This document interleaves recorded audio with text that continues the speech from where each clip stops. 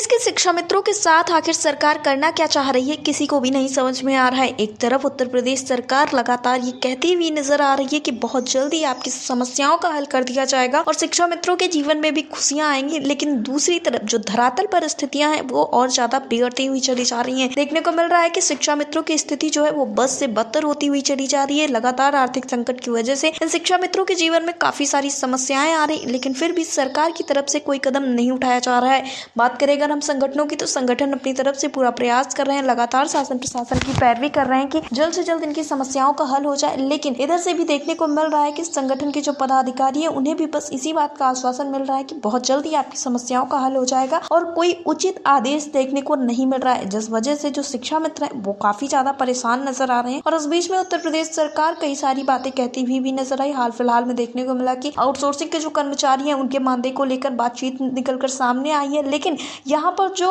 उत्तर प्रदेश में संविदा पे शिक्षक है उनके लिए सरकार की तरफ से कुछ भी नहीं किया गया है। एक तरफ तो निगम बनाने की बात कही गई है, लेकिन ये जो निगम बनाने वाली बात है ये धरातल पर कब लागू होगी, ये सवाल भी लगातार खड़े किए जा रहे हैं, क्योंकि इसके पहले सरकार की तरफ से नियमावली बनाई जाने की बात कही गई थी, अब निगम बनाने की बात कही गई है, लेकिन इन सारी चीजों पे धरातल पर कुछ भी नहीं हो रहा है, जिस वजह से शिक्षा मित्र काफी ज्यादा परेशान नजर आ रहे हैं। जैसा कि कल की कोर्ट की सुनवाई से भी शिक्षा मित्र काफी ज्यादा आहत हुए हैं। ये कहा जा रहा था कि एक लंबे वक्त के बाद अब कोर्ट में 17 मार्च को सुनवाई होगी तो बहुत कुछ खास होगा। हो सकता है कि जो समस्या है उसका निस्तारण होते हुए नजर आए, जो इतनी सारी समस्याएं हैं उसका कोई ना कोई हल निकला, लेकिन देखने को मिला कि कोर्ट में भी वही सारी चीजें हुई जो लंबे वक्त से होती हुई चली आ रही है। पहले 27 जनवरी को सुनवाई होती है, उसके बाद एक लंबा वक्त दिया जाता है और सुनवाई को टाल दिया जाता है सीधे 1 से 2 महीने के लिए, और फिर 17 मार्च को सुनवाई होती है। और 17 मार्च की भी सुनवाई में देखने को मिला कि अब सुनवाई 1 महीने के लिए और टाल दी गई, यानी कि लगभग 1 मई को इस चीज की सुनवाई होने वाली है कि आखिर शिक्षा मित्रों के मामले में क्या कुछ होने वाला है। और दूसरी तरफ सरकार की तरफ से लगातार समय मांगा जा रहा है और सरकार का ये भी कहना है कि विभाग के अंदर ही बहुत सारी चीजों को लेकर चर्चा हो रही है, इस वजह से इतना सारा समय लग रहा है। लेकिन यहाँ पे शिक्षा मित्र ये कहते हुए नजर आते हैं कि 2017 से लेकर 2025 तक क्या लगातार बातचीत ही चल रही है, और 2023 से तो इन शिक्षा मित्रों का जो संघर्ष है वो और ज्यादा तेज हो चुका था। लगातार शासन प्रशासन की पैरवी भी की जा रही है। इस बीच में हर एक दिन लगभग संगठन के पदाधिकारी मुलाकात कर रहे हैं नेताओं से, विधायकों से,